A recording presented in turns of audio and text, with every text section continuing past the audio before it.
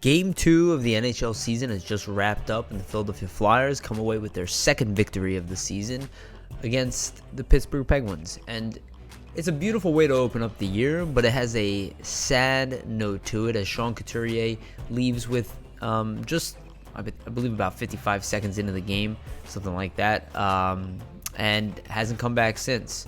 No word on him quite yet, no official word. All we know is that there's going to be an MRI. Shouldn't assume the worst. As of right now, we just assume day-to-day.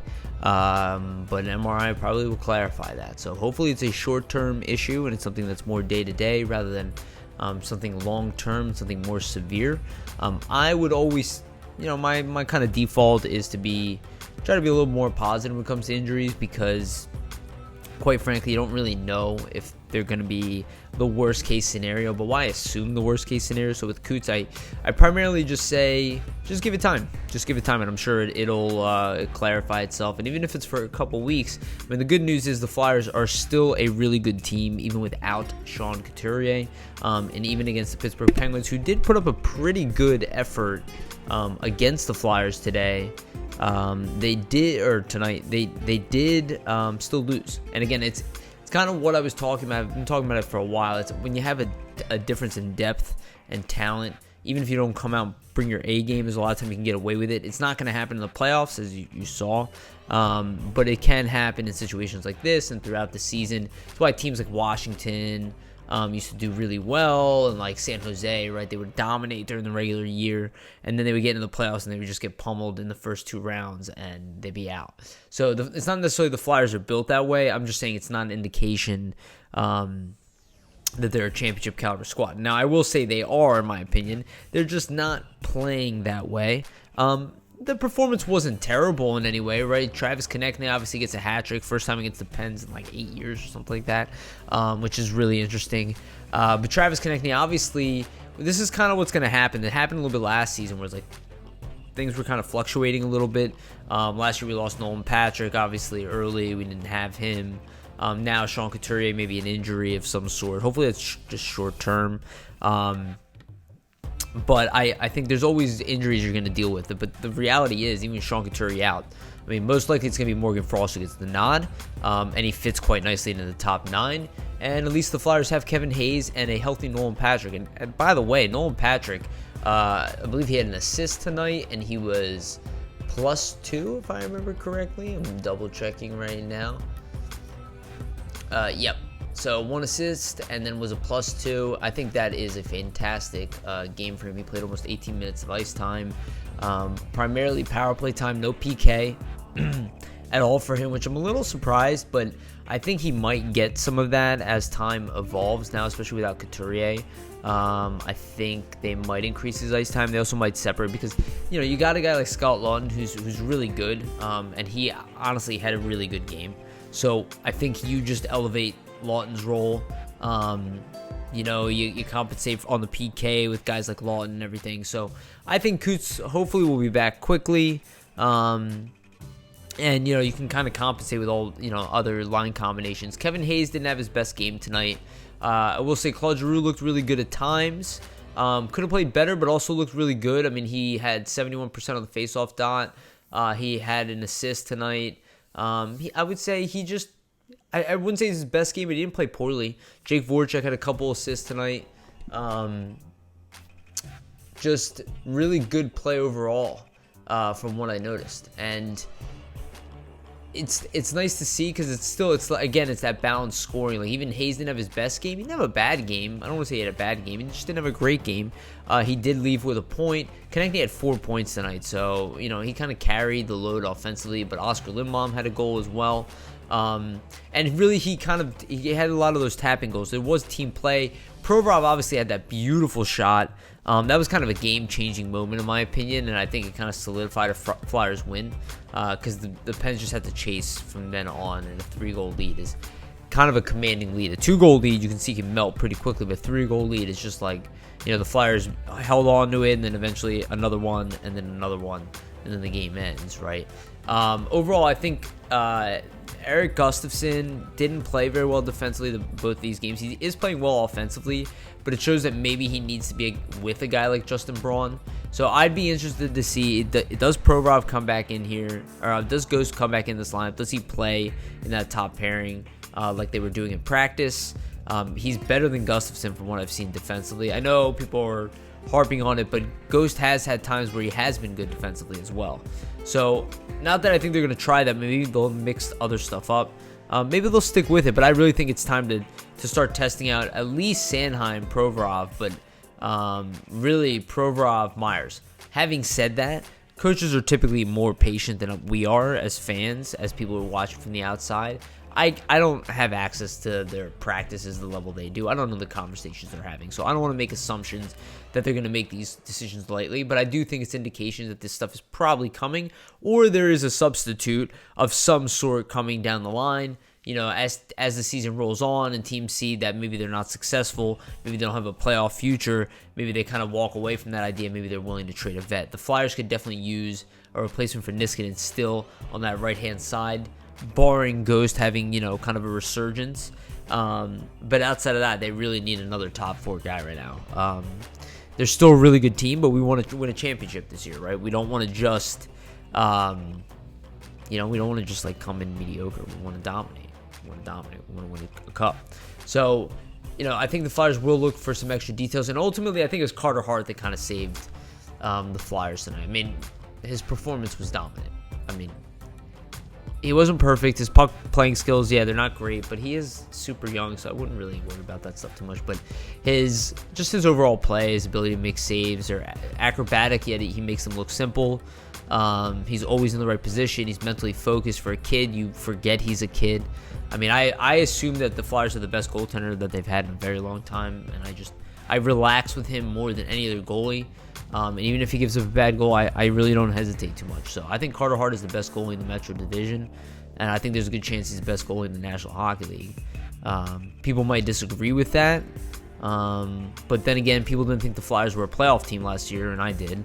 Coming in, I didn't know that they were going to go on this hot streak at the end, but I definitely thought they were going to finish in the top 3 in the division. They finished in the top 3 in the division, and I think this year, I think they're the best team in the Metro, quite frankly, at least on paper. They have to play that way though. On paper doesn't mean much unless you play, and we see the execution now. Like the Penguins, they hustled really well, and some of their. And not that they're a bad team. It's I'm not brushing them off as a bad team in any sense. But there are times that they hem the Flyers in the zone. The Flyers didn't give enough shots. They played really sloppy again. And so did the Penguins. But a lot of 2-on-1s, a lot of breakdowns, a lot of blown coverages tonight. And I just hate that stuff. I hate that kind of hockey. I'd rather see the type of hockey where even if you don't score 5 goals, you just play a tighter, cleaner game. But having said that, they're putting up goals. I mean, they have 11 goals in the first 2 games of the season. I think that's fantastic. I think first game, Farabee puts up a 4-point night. Then Konecny puts up a 4-point night. I'd say you just keep stringing these together and play cleaner, play better, and then you can start really getting on a roll.